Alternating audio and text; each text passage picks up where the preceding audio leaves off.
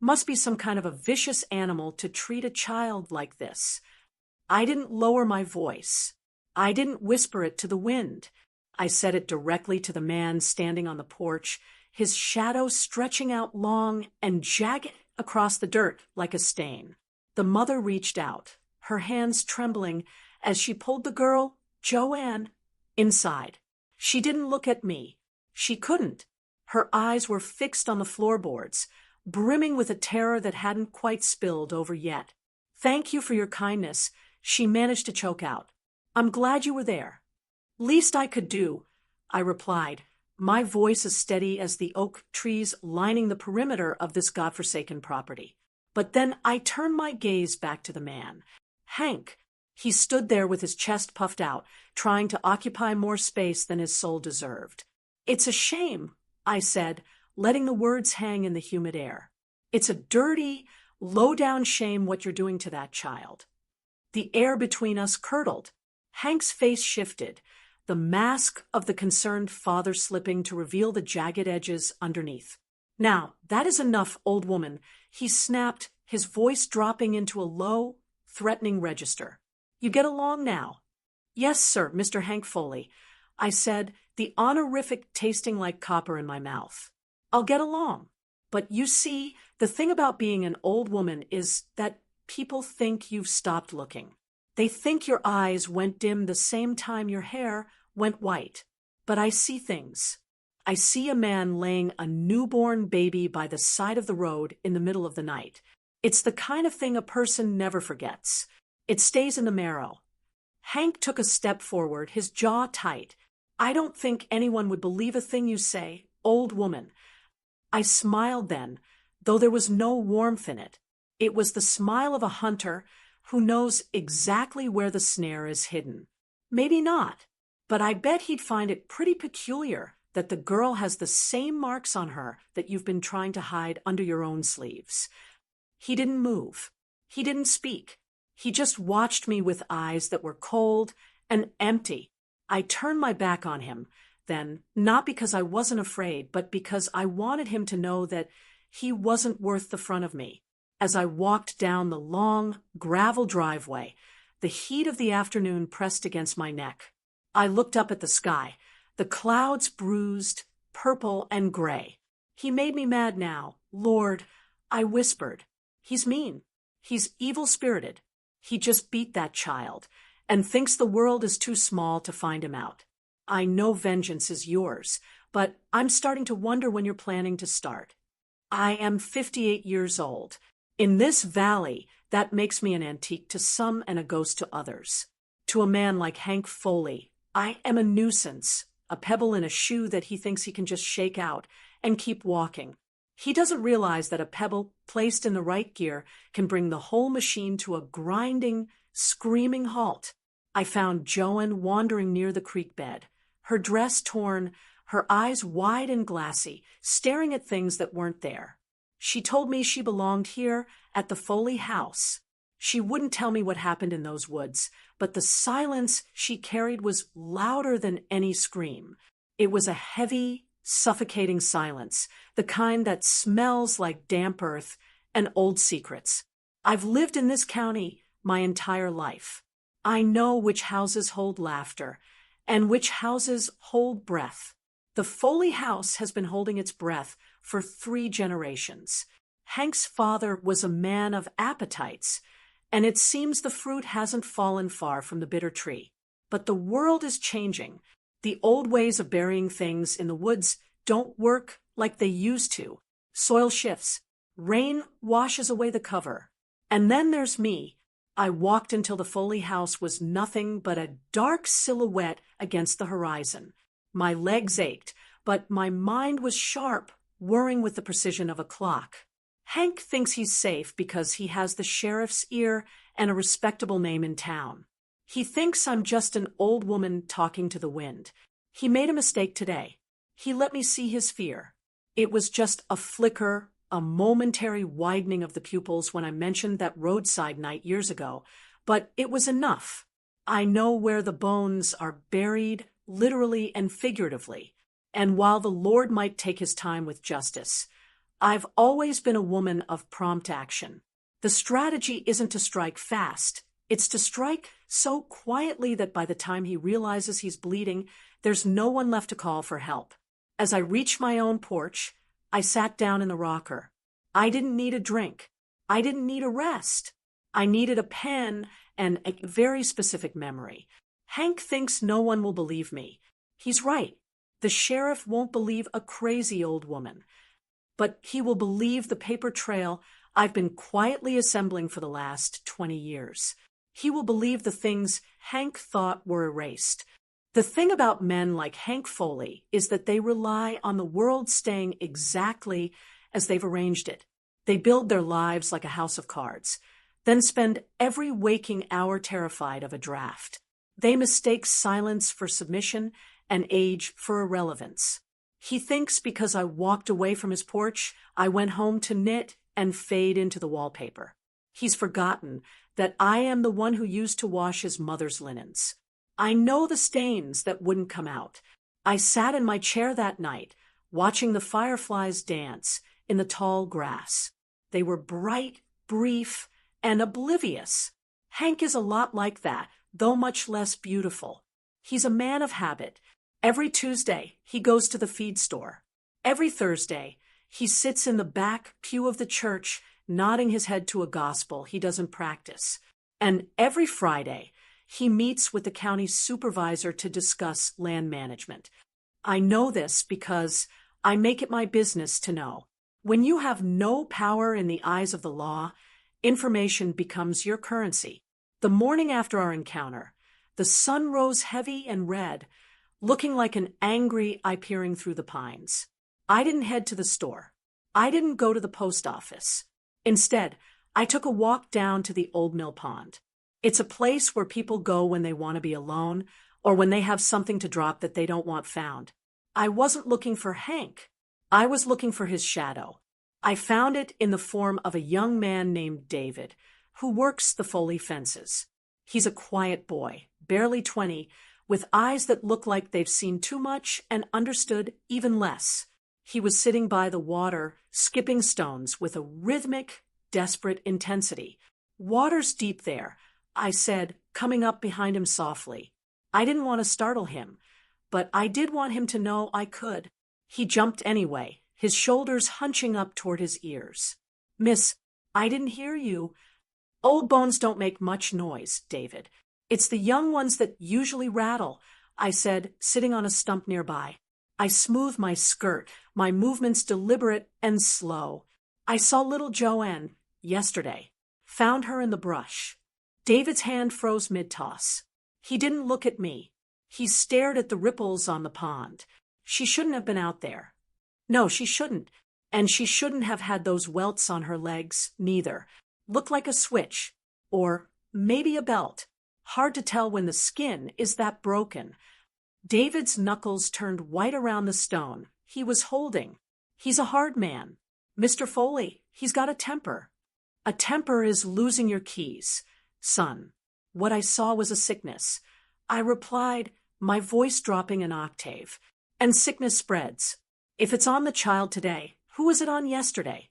And who's it going to be on tomorrow, when the child can't take no more?"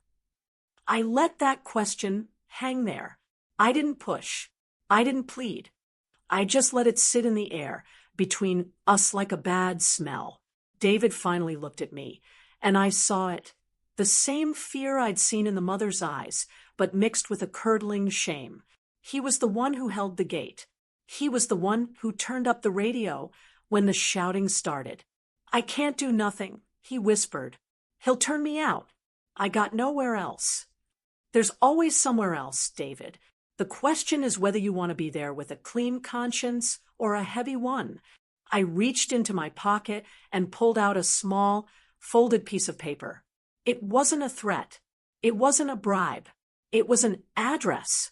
The sheriff's sister lives 3 towns over. She runs a house for folks who need to disappear for a while. She don't talk to the sheriff, and she certainly don't talk to men like Hank. He looked at the paper like it was a snake. "I don't want your help today. David, I just want you to remember that The next time you hear a door lock from the outside, you're a witness.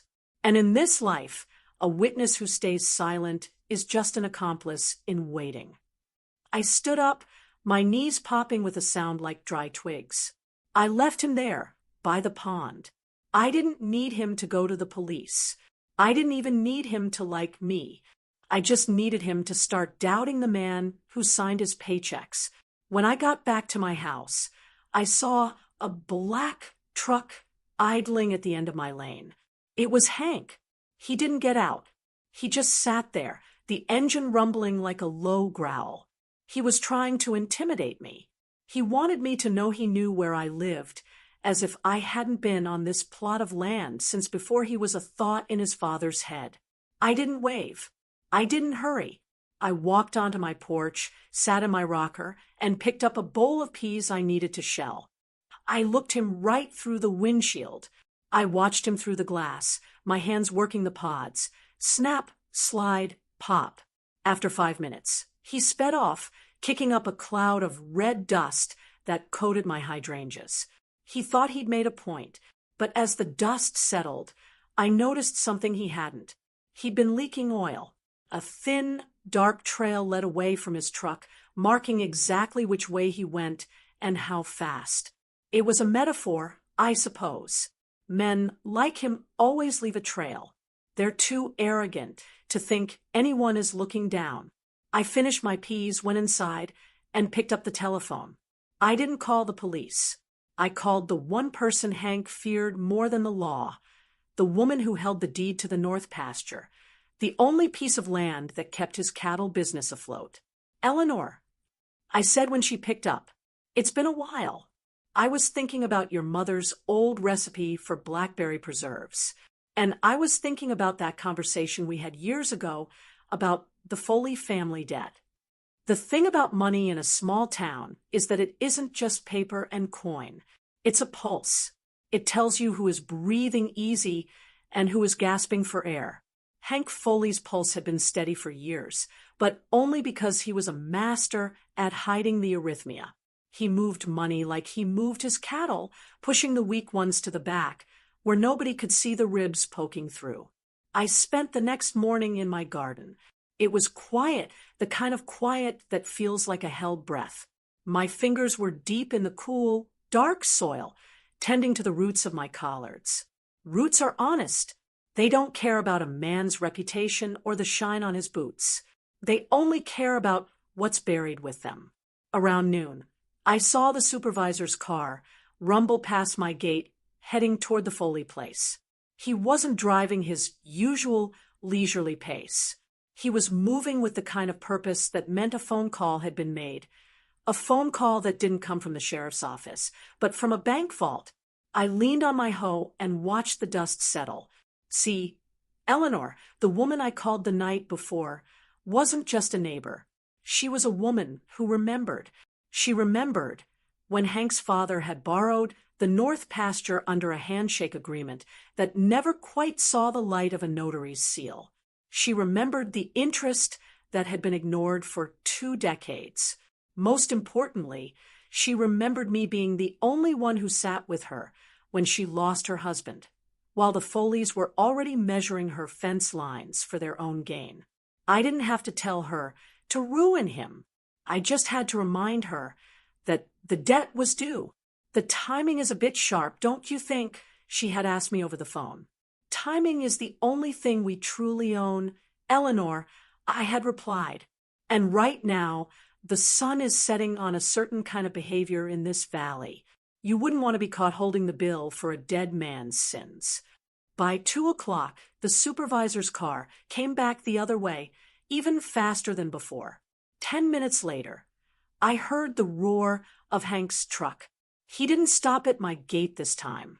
He tore past, the engine screaming in a way that told me the oil leak from yesterday was the least of his mechanical problems. He was headed for town. He was headed for the bank. But the bank is a public place, and in a town this small, the bank is a stage.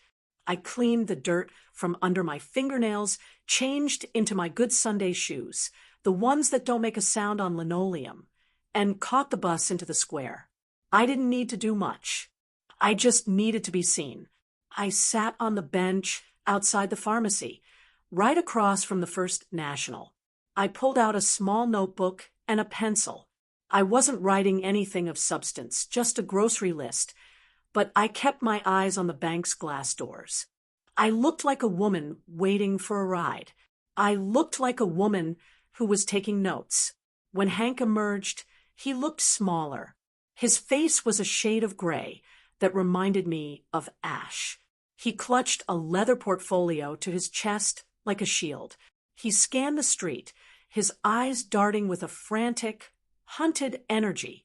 When his gaze landed on me, I didn't look away. I didn't smile. I just looked at my watch, then back at him, and wrote something down in my little book. I saw the moment the thought took root in his mind. Who else has she talked to? Paranoia is a funny thing. It doesn't need a lot of fuel to stay lit. It feeds on itself. He didn't see an old woman on a bench. He saw a ledger. He saw every lie he'd ever told walking around on two legs, holding a pencil. He climbed into his truck, but he didn't pull away immediately. He sat there, staring at me through the side mirror. I knew what he was thinking. He was wondering if the sheriff was already looking at his books. He was wondering if David had talked. He was wondering if the mother had finally found her voice. He was so busy looking at me that he didn't notice the sheriff's deputy pull up behind him. It wasn't a raid. It wasn't an arrest. It was just a routine check because Hank was double parked in a loading zone. But to a man whose conscience is rotting, a tap on the window feels like a hammer on a nail. I watched the deputy speak to him. I watched Hank's hands fly up in defensive gestures. I watched the deputy's face go from polite to suspicious. When you're innocent, a parking ticket is an annoyance. When you're Hank Foley, a parking ticket feels like the beginning of an interrogation. I stood up, tucked my notebook into my purse, and started walking toward the bus stop. I passed within 5 feet of his truck. "Afternoon, Mr. Foley," I said, my voice soft enough to be polite, but sharp enough to cut through the deputy's chatter. "Hope you find what you're looking for. It's a terrible thing to lose something you can't replace." The look he gave me was pure, unadulterated venom. But underneath the venom, there was the shift. The power was moving. It was flowing away from the big house on the hill and settling into the hands of the people who had spent their lives sweeping his floors. As the bus pulled away, I looked back at the square. Hank was still standing by his truck, looking lost in the middle of a town he thought he owned. I leaned my head against the window. The first layer of his respectability had been peeled away. He was no longer the untouchable patriarch. He was a man with a debt and a temper that the neighbors were starting to talk about. But a man cornered is a man who becomes truly dangerous. He won't go down quietly. He'll look for someone to blame, someone to hurt. And I had to make sure that when he finally lashed out, he didn't aim it at the child. I had to bring the fight to my own doorstep. There is a specific kind of silence that precedes a storm. It isn't the absence of noise. It's the presence of pressure. It's the way the birds stop calling and the air turns thick, like you're trying to breathe through a wet wool blanket. I spent the next 3 days sitting on my porch. I didn't go to town. I didn't call Eleanor. I just sat. I wanted Hank to know exactly where I was. I wanted him to see me as the fixed point in his crumbling world. When a man's life starts to unravel, he needs a villain to focus on so he doesn't have to look in the mirror. I was more than happy to provide that service. On Wednesday, the first crack in his public mask appeared. It happened at the hardware store.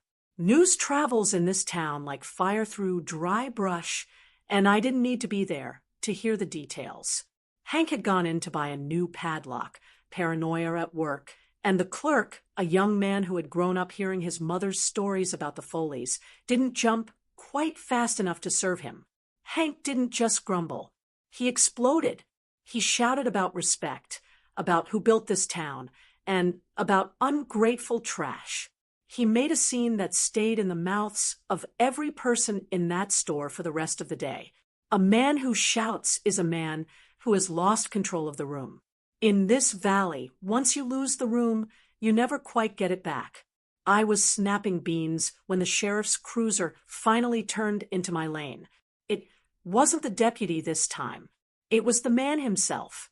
He climbed out of the car, his belt groaning under the weight of his gear, and walked up to my steps. "Afternoon, Sheriff," I said, not stopping my work. Snap, slide, pop. "Miss," he nodded, leaning against the porch railing. He looked tired. He'd known Hank Foley his whole life. They'd played football together. They'd hunted together. But the sheriff also knew that the wind was shifting. "I've been hearing some things. Folks are saying you've been observant lately." "I've always been observant, Sheriff. It's just that people are finally starting to look at what I'm pointing at." He sighed, looking out toward the woods. "Hank is a hothead. We know this. But he's saying you're harassing him, saying you're interfering with his business and his family." I set the bowl down and looked the sheriff square in the eye. "Is it harassment to stand on a public street?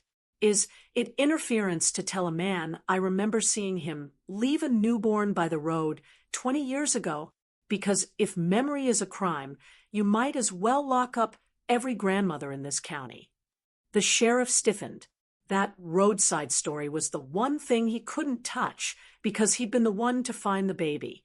He'd never found out who did it, or maybe he just hadn't wanted to look at his friend. "You got proof for a claim like that?" he asked, his voice low. "I have eyes, Sheriff, and I have a long memory, but right now I'm more worried about the child who's still in that house. You saw Joanne. You saw the state of her. You going to wait until she's a memory, too?" He didn't answer. He couldn't. Instead, he took off his hat and wiped his brow. "Just stay clear of him. He's on edge. He's losing the north pasture, and his credit is being pulled. He's a cornered animal." "A cornered animal is only dangerous if you get close," I said softly. "I'm staying right here on my porch." He left, but he didn't look relieved. He looked like a man who knew a debt was coming due, and he didn't have the funds to cover it. That evening, as the sun dipped below the trees, I saw the headlights. Hank's truck didn't stop at the gate this time. He drove right into my yard, the tires churning up the grass I'd spent all spring tending. He slammed the door, so hard the glass rattled. He walked toward my porch, his face twisted into something barely human. He wasn't carrying a weapon, not a physical one, but his hands were clenched into white-knuckled fists. "You think you're smart," he spat, stopping at the bottom of the steps. "You think you can take away what's mine? My land? My reputation?" I didn't stand up. I stayed in my chair, the shadow of the porch roof masking my face. "I didn't take anything from you, Hank. You spent it all yourself. I'm just the one who handed you the receipt. You're going to stop." He stepped up onto the first board. It creaked, the same soft creak I'd been listening to for years. "You're going to tell Eleanor you lied. You're going to tell the sheriff you're old and confused. Or I swear to God." "You'll do what?" I interrupted, my voice dropping to a whisper that carried more weight than his shouting. "You'll beat me like you beat that girl? You'll hide me in the woods like you hid that baby?" He froze. He was close enough now that I could smell the stale sweat and the cheap whiskey on his breath. "I'm not a child, Hank, and I'm not a woman who's afraid of the dark. I am the dark you've been running from." I leaned forward into the light. "Now, you have two choices. You can get off my property and go home to wait for the inevitable, or you can stay here and do something we're both going to regret. But remember, David is watching, and he's finally learned how to use a telephone." Hank looked toward the road. He saw the shadow of someone standing near the trees, David, who I'd asked to keep a quiet watch. He wasn't a fighter, but he was a witness, and a witness was the one thing Hank couldn't kill. Hank backed down the steps, his chest heaving.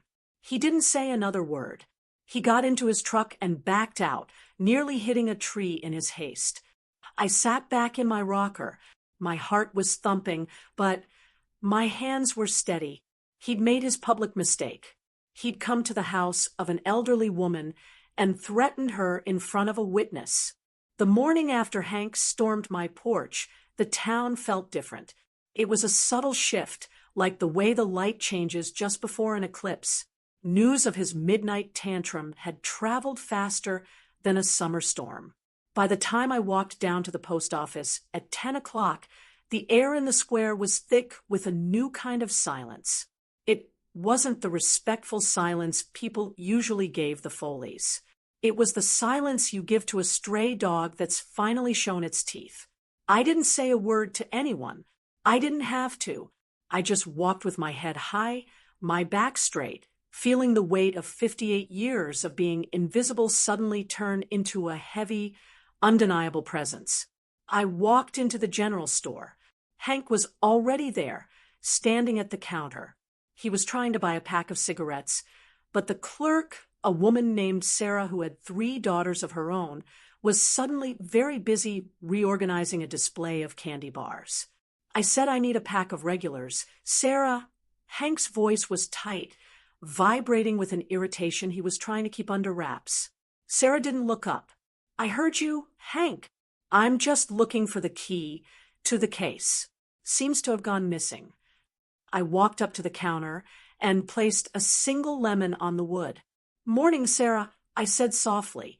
Morning, miss, she replied, her face softening into a genuine smile. She reached under the counter, pulled out a key that was sitting right there in plain sight, and opened the register to take my nickel. She didn't even acknowledge the man standing 2 feet away. Hank looked at me, then at her.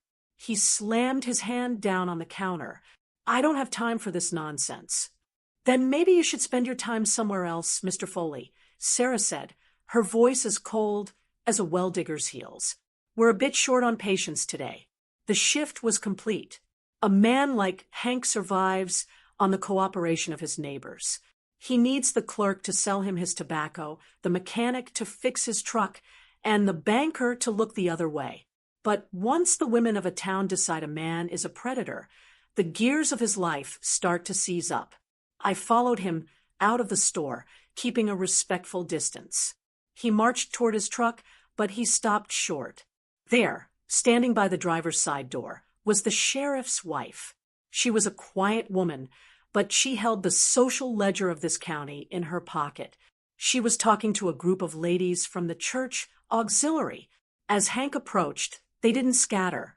They didn't even stop talking. They simply moved closer together, forming a human wall between him and his vehicle. They didn't look at him. They just continued their conversation about the upcoming bake sale, their voices clear and steady. Hank stood there, frozen. He couldn't push through them, not in the middle of the square, not with the sun shining and half the town watching. He had to wait. He had to stand there, humiliated, while the women he had spent a lifetime overlooking treated him like he was made of glass. I watched from the sidewalk. It wasn't a violent revenge. There were no shouts, no fists.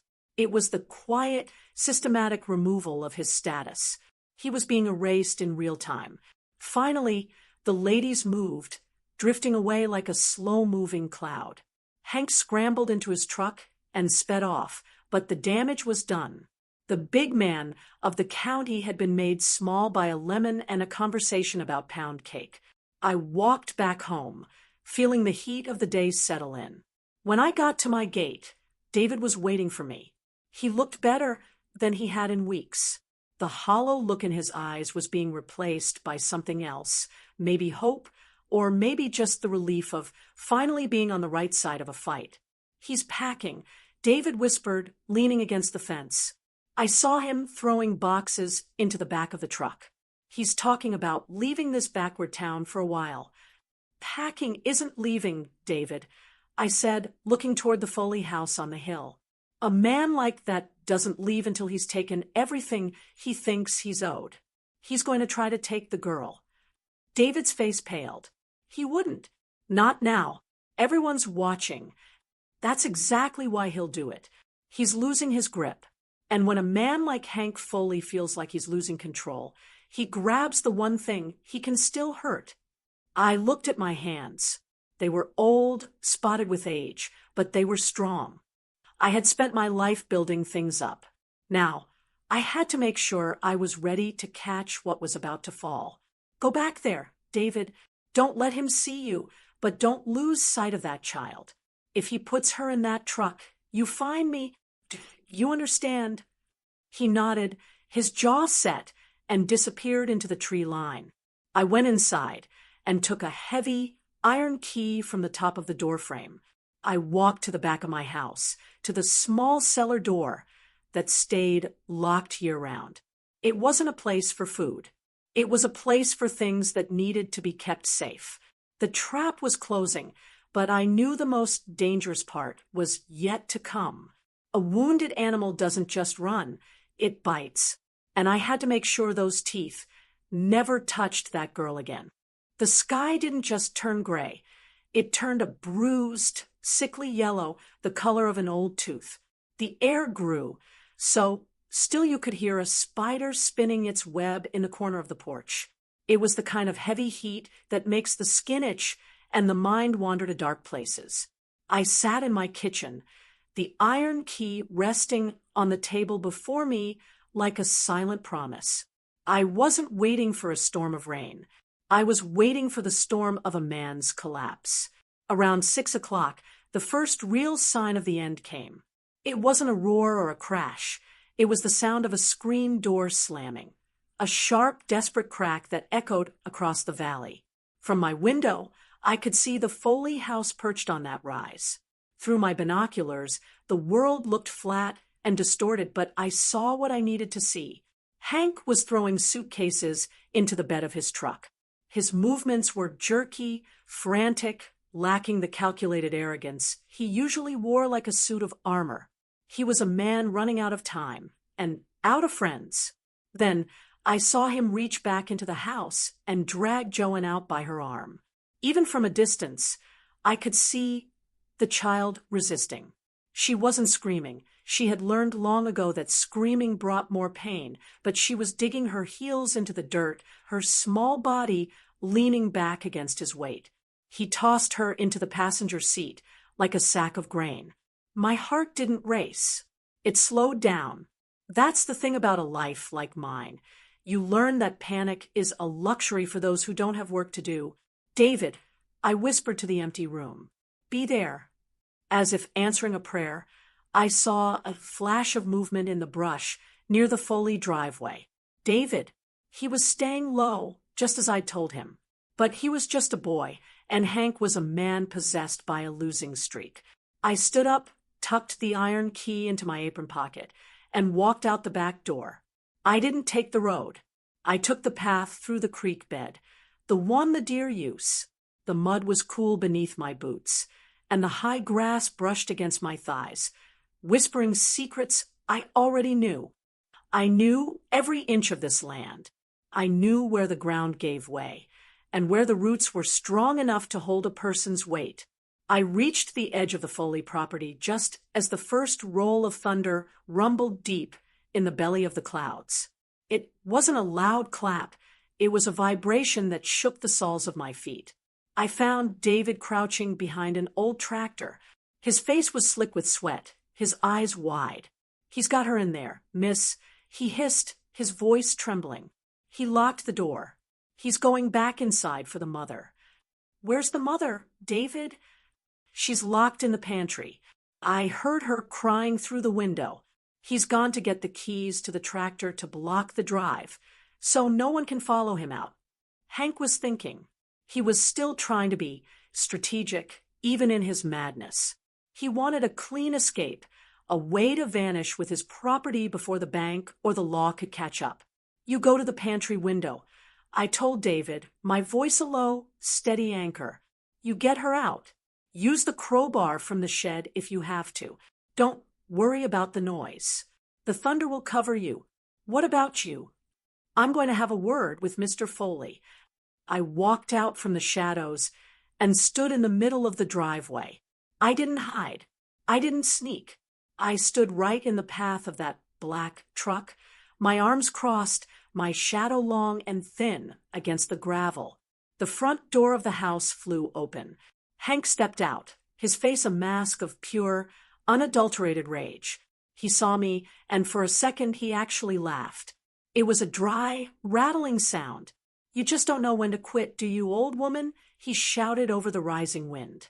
"You've ruined my name. You've cost me my land. And now you're standing in my way." "You ruined yourself, Hank," I said, my voice carrying through the gale, without effort. "I'm just the mirror. And right now, you're looking at exactly what you are." He reached into his waistband and pulled out a heavy, dark shape. A pistol. He didn't point it at me, not yet, but he held it at his side, his fingers twitching. "Get off my land. Now, or I swear I'll end this right here." "You won't," I said, taking a step forward. "Because you're a coward. You only hurt things that can't hurt you back. You hurt children. You hurt women. But you look at me, and you see something else. You see the truth. And you've never been able to look at the truth without blinking." The wind kicked up, swirling dust around us. In the passenger seat of the truck, I saw Joanne's face pressed against the glass. She wasn't crying anymore. She was watching me. "The sheriff is on his way. Hank. David called him 10 minutes ago." I lied. The lie was as smooth as silk. Hank's eyes darted toward the road. That was the mistake. That split second of doubt was all the opening the world needed. A bolt of lightning split the sky, white and blinding, followed instantly by a crack of thunder that sounded like the earth itself was tearing in half. Hank flinched. He didn't just blink, he recoiled. And in that moment, he saw what was behind me. It wasn't the sheriff. It was the realization that he was utterly, completely alone. "The girl stays," I said, my voice as cold as the coming rain. "The mother stays. You go. And if you ever look back, if you ever even think about this county again, I'll make sure the world knows what's at the bottom of that mill pond from 20 years ago. And I won't tell the sheriff. I'll tell the fathers of this town. And you know how they feel about babies, Hank." He stood there, the rain finally breaking, soaking his shirt in seconds. He looked at the gun in his hand. He looked at the house. Then he looked at me. He saw a woman who had nothing left to lose and a memory that could burn his world to ash. He didn't fire. He didn't shout. He turned, climbed into the truck, and slammed it into reverse. He didn't even check to see if the girl was still inside, but I had already signaled David. The passenger door had been eased open in the confusion. Joanne was already gone, tucked safely behind the tractor. Hank sped away, his tires screaming on the wet gravel, leaving a trail of smoke and shame behind him. I stood in the rain, watching the red taillights disappear into the dark. I wasn't happy. I wasn't relieved. I was just finished. The rain didn't wash things clean. It just turned the world into a blur of gray and silver. I stood in the middle of the Foley driveway, the water soaking through my shawl, watching the spot where those red taillights had finally winked out. He was gone, fleeing like a thief in the night from a house he had turned into a prison. But fleeing is a temporary state. Men like Hank, once they get a few miles of road between them and their shame, they start to find their nerve again. They find a phone booth or a motel room, and they start to plot. They think about coming back under the cover of a different night. I wasn't going to give him that chance. I felt a small, cold hand slip into mine. I looked down. Joanne was standing there, her hair plastered to her forehead, her eyes finally clear. Behind her, David was leading the mother out from the shadows of the porch. She looked like a woman waking up from a 20-year coma, blinking at the rain as if she'd forgotten what the sky felt like. "Is he gone?" she whispered, her voice barely audible over the rhythmic thrum of the downpour. "He's gone from this house," I said, "but now we have to make sure he's gone from this life." I led them back to my place. We didn't talk. The only sound was the squelch of boots in the mud and the distant, fading rumble of the storm. Once inside, I wrapped the girl in a warm blanket and set the mother by the stove. I didn't give them tea or comfort. I gave them silence. Silence is the only thing that can heal a spirit that's been screamed at for decades. I went to my desk and pulled out that heavy iron key. I walked to the back of the house, down into the cellar I'd mentioned before. This wasn't where I kept my preserves. This was the archive. For 20 years, I had been the one people talked to when they thought no one was listening. I had the records of the loans Hank's father had taken from the black farmers in the valley, loans that were never paid back, secured by land that was stolen through trickery. I had the medical bills for the accidents that happened to the women who worked in the Foley kitchens. And I had the one thing that would ensure Hank Foley never set foot in this state again. It was a small, leather-bound ledger. It belonged to the man who ran the county's waste management 30 years ago. In it, he'd recorded the special deliveries Hank had paid him to bury deep beneath the old quarry industrial runoff and chemicals that had been poisoning the water table for a generation. Hank thought he was the only one who knew why the cattle in the lower valley had been dying. He thought he was the only one who knew why the creek bed turned oily in the midsummer heat. I sat at my kitchen table and began to write. I didn't write to the sheriff. I didn't write to the papers. I wrote to the environmental agency and the state tax board. To the law, Hank was a local bully with friends in high places. To the state, he was a thief who was stealing their revenue and poisoning their soil. The law can be bought with a steak dinner and a handshake. The bureaucracy, however, is a cold, unfeeling machine.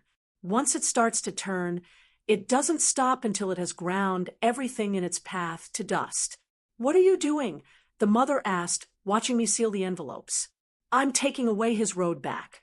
I replied, "By tomorrow morning, his bank accounts will be frozen. By next week, there will be a warrant for his arrest that has nothing to do with what he did to you, and everything to do with what he did to the land. They'll hunt him for the money, and they'll find him for the rest." I looked at her. "He thinks he left you behind. He doesn't realize he left everything behind." I walked to the window. The rain was slowing to a drizzle. Somewhere out there, Hank was driving, probably feeling a sense of relief, thinking he'd escaped the crazy old woman and her prying eyes. He didn't realize that I had spent the last hour systematically dismantling his existence from a kitchen table. He had no land left. Eleanor saw to that. He had no reputation left. The women in town saw to that. And now he would have no freedom. I turned back to the girl, Joanne. She was watching me with an intensity that made me feel like she was seeing right through my skin to the gears turning inside. "It's over now," I said to her. She shook her head slowly. "Not yet," she whispered. "He still has the box." I froze. "What box, child?" "The one he kept under the floor in the barn. He said if he ever had to leave, he'd take the box and burn the rest. He went to the barn before he got the truck." I felt a chill that had nothing to do with the damp air. The box. I knew about the ledger, the land, and the chemicals, but a man like Hank always has one last insurance policy. I stood up and grabbed my coat. "David," I called out, "stay here with them. Lock the doors. Don't open them for anyone but me." "Where are you going?" "To finish a story that started 20 years ago." I headed back out into the night. The Foley barn was a dark, hulking shadow against the clearing sky. If Hank had gone there first, he hadn't just been packing clothes. He had been retrieving the only thing more dangerous than a memory. The air smelled of wet hay and something sharper, gasoline. He hadn't left yet. He was still there. He was going to burn the evidence of his life, and he was going to take the whole history of this valley up in smoke with him. The smell of gasoline was a thick, oily tongue licking at the back of my throat. It's a scent that promises an ending, one that doesn't leave room for sequels or apologies. I moved toward the Foley barn, my footsteps swallowed by the soft, sodden earth. The storm had passed, leaving behind a moon that hung in the sky like a cold, judgmental eye. I didn't rush. A man in a panic is a man who makes mistakes, but a woman in a hurry is a woman who misses the details. I caught sight of the truck. It wasn't headed for the highway anymore. It was idling near the barn doors, the engine a low, rhythmic thrumming that sounded like a heartbeat. I saw him then. Hank was standing in the doorway of the barn, a red plastic jerrycan in one hand and a small metal box in the other. He looked feral. The arrogance was gone, replaced by a twitching, desperate energy. He began to douse the dry hay, the liquid splashing in dark, jagged arcs. "You always did have a habit of making a mess, Hank," I said, stepping into the spill of the truck's headlights. He spun around, the can slipping from his hand and clattering against the wood. He fumbled for the pistol at his waist, but his hands were slick with fuel. The weapon slid across the floor, vanishing into the shadows of the hayloft. "Stay back," he screamed, his voice cracking. He held up a silver lighter. "I'll do it. I'll burn every record, every deed, every piece of paper that says I ever existed. You want the truth. It's going up in smoke." "The truth isn't in that barn, Hank," I said, walking toward him with the measured gait of a woman going to Sunday service. "The truth is in the soil. It's in the lungs of the people you poisoned. It's in the scars on that girl's back. You can't burn what's already written in the marrow of this town."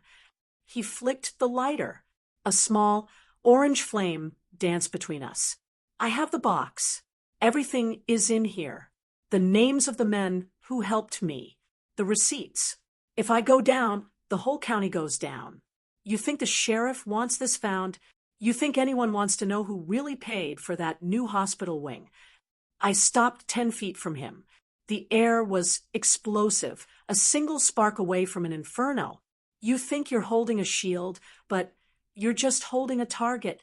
You're not a partner to those men anymore, Hank.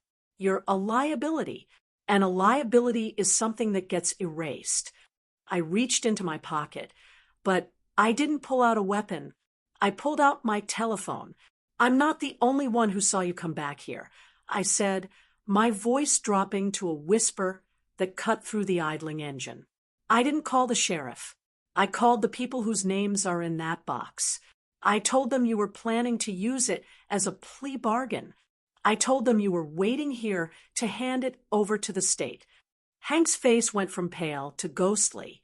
The flame in his hand wavered. He looked at the dark tree line surrounding the property.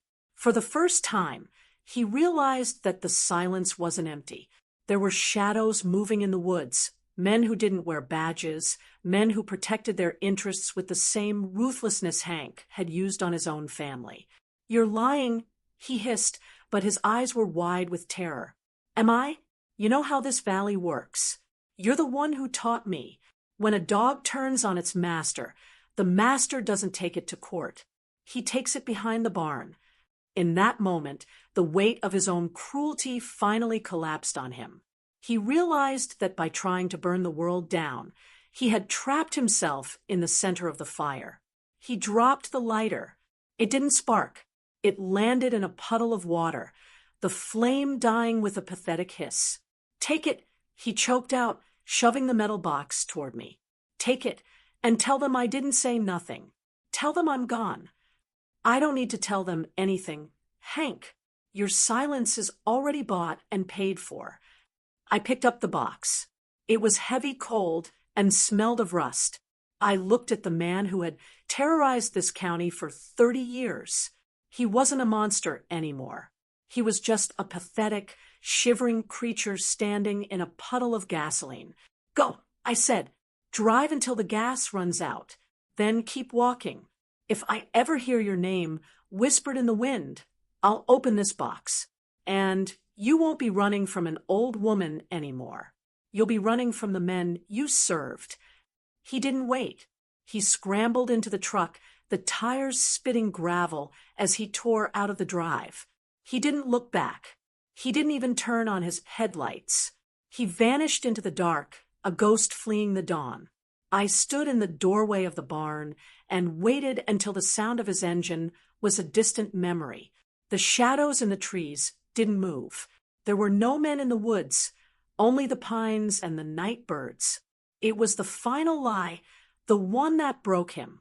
The payback wasn't a bullet. It wasn't a fire. It was the simple, devastating weight of his own paranoia. I had turned his own weapon against him and watched him run into a wilderness of his own making. I walked back to my house, the metal box tucked under my arm. Inside, the mother and daughter were asleep on the sofa, their breathing synchronized and peaceful for the first time in years. I sat at my kitchen table and opened the box. I didn't look at the names.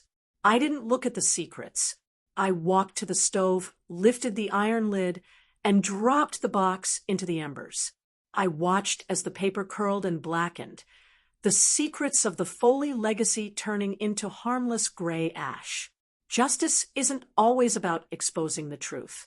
Sometimes it's about burying the past so deep that nothing can ever grow from it again. I am 58 years old.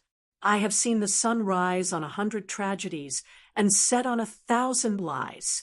But tomorrow, the sun will rise on a house that is finally quiet.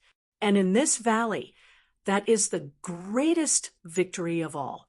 If you felt the weight of that silence, hit the like button and subscribe to Old School Payback.